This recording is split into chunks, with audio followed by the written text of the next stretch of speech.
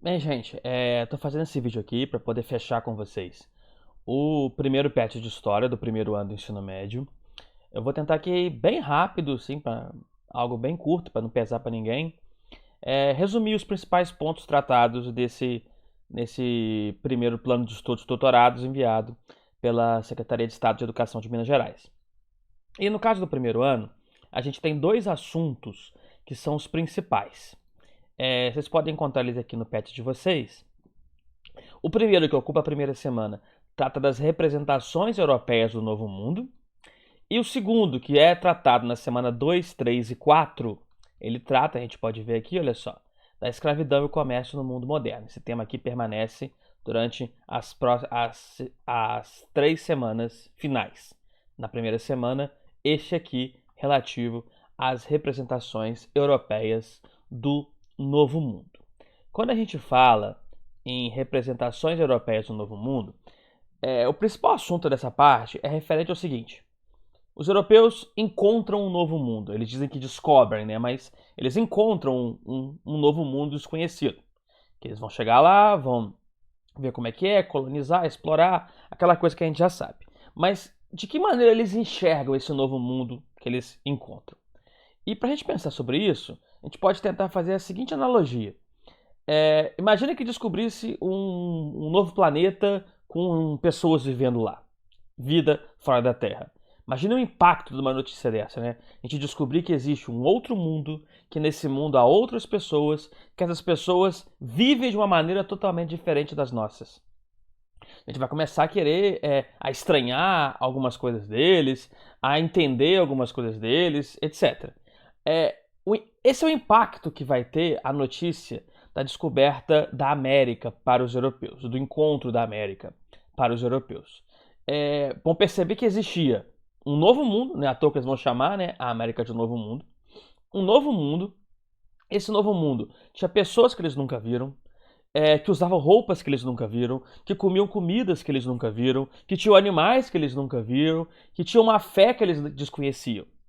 E o mesmo do contrário, né? Do mesmo jeito que os europeus não compreendiam a fé dos índios, os índios também não conheciam Jesus, a Bíblia, a fé cristã europeia. Então há uma relação muito grande de estranhamento entre as duas culturas, as várias culturas, na verdade, né? Não são só duas, são centenas, milhares de povos indígenas, mas os europeus chamam de maneira genérica todos de índios. Há um estranhamento no encontro dessas culturas. E embora hoje a gente tenha muito cuidado, né, na hora que a gente vê uma cultura diferente, de tentar entender as particularidades dessa cultura, a cultura indígena, as culturas indígenas, na verdade, elas não vão ser vistas pelos europeus como culturas diferentes. Elas vão ser vistas como culturas erradas, inferiores, primitivas. Então não é que os indígenas acreditam em outro Deus, é que os indígenas acreditam no Deus errado, ou acreditam em coisas diabólicas e deveriam se converter ao cristianismo.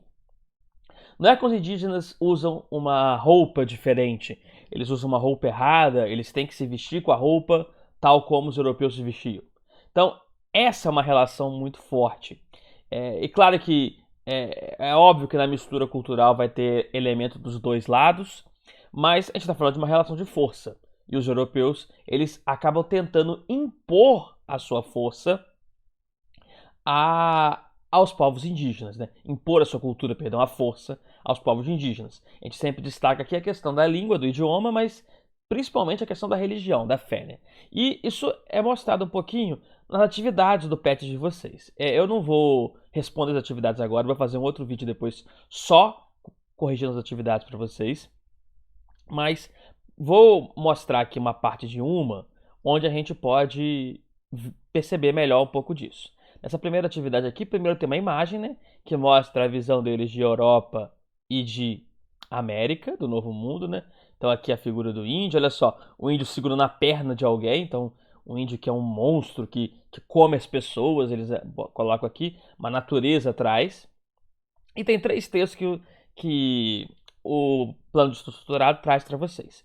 Primeiro é um trecho da Carta do Caminha, o Pedro Vaz de Caminha, o escrivão da esquadra do Pedro Alves Cabral, que chegou ao Brasil, onde ele basicamente fala que os índios andavam nus, que os índios eram pardos, avermelhados, que eles tinham cabelo liso, destacam um pouco os ares da terra, mas traz duas informações interessantes. A primeira é quando ele diz que não encontrou muito ouro e muita prata, que era o principal interesse português.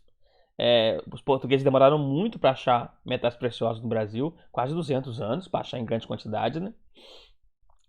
E também que a única coisa que haveria para fazer aqui nesse momento seria salvar esta gente, ou seja, catequizar os índios, levar a fé cristã aos índios, salvar os índios que estariam entregues a coisas diabólicas, é assim que eles viam, né?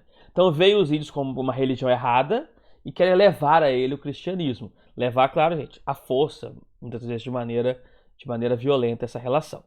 Tem o segundo texto aqui de um viajante francês que esteve no Brasil, o Jean de Lery, onde ele destaca as belezas que encontra na América e diz que é obra de Deus, né? Diz que a América é uma obra de Deus, que Deus criou algo tão bonito e tão belo como era a América, destacando aqui a natureza, o novo mundo, do novo mundo.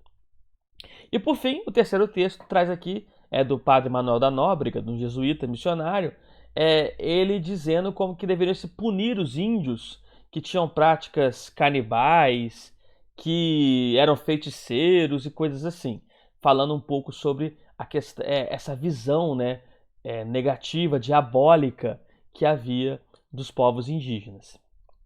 Então, esse primeiro item aqui da primeira semana, ele tinha o objetivo de trabalhar as questões ligadas à representação, à maneira que os europeus viam e enxergavam os povos do Novo Mundo. O outro tema, que está na semana 2, 3 e 4, é relativo ao tráfico de escravos. Vocês podem ver aqui, por exemplo, escravos africanos escravizados sendo transportados por europeus. Tem homens, tem mulheres, tem crianças, como vocês podem ver. A escravidão, gente, não é algo novo. Escravidão é algo que sempre existiu. Na Bíblia a gente encontra referências à escravidão. A gente tem escravidão no Egito Antigo, na Grécia Antiga, em Roma Antiga. Havia escravidão entre impérios indígenas, entre povos indígenas, e havia também escravidão na África. Guerras tribais entre africanos tinham muitas vezes como saldo a escravização de povos africanos. Também vai ter no mundo árabe, depois da relação, na expansão do Islã sobre a África. A escravidão era uma coisa normal, gente. Ela não é uma novidade. O que é novidade é o tráfico de pessoas escravizadas, é o tráfico negreiro. A prática de realizar um comércio de escravizados. E no meio disso, os portugueses vão ter uma responsabilidade muito grande, bem como outros europeus, ingleses, por exemplo, que é de incentivar as guerras na África, que é de incentivar a captura de africanos, ou até de realizar a captura de africanos, para o comércio de pessoas escravizadas, para o comércio de africanos escravizados. E esse é o principal motivo do uso da escravidão africana no Brasil. O motivo é dinheiro. O tráfico de escravos, o comércio de escravos, gerava muito dinheiro, movimentava a economia. Você tinha banqueiros importantes financiando essas atividades, você tinha comerciantes importantes fazendo a compra e venda de escravos, e tudo isso pagando imposto aos reis, ao governo. Então, a lucratividade do tráfico negreiro é o que vai fazer com que os europeus incentivem o uso da escravidão africana. E essa prática que existia, que era ligada à guerra, ela ganha um caráter mercantil, ela ganha um caráter comercial, ela ganha um caráter lucrativo que amplia ela demais, né? Falam entre 10 e 12 milhões de pessoas que saíram da África escravizados, para o Brasil vieram entre 4 e 5. Então, a gente está falando de milhões e milhões de pessoas que saíram para toda a América, principalmente o Brasil, à força, de maneira violenta, para trabalhar de maneira forçada, por movimentar dinheiro, por garantir, por ser lucrativo essa atividade do tráfico negreiro. O principal motivo do uso da mão de obra escrava africana no Brasil é a lucratividade do tráfico negreiro. Esse tráfico negreiro já começa já no século XV, já nas primeiras décadas da colonização, ali no final da década de 30 e início da década de 40, e envolveu principalmente a parte ocidental da África. A África Ocidental, que é a região mais próxima, né, pegando o Atlântico Sul e em direção ao Brasil. Ok? Então esses são os dois principais pontos aqui do nosso plano de estudos tutorados. No próximo vídeo eu vou trazer para vocês a correção das atividades. Beleza? Valeu, gente. Bons estudos aí.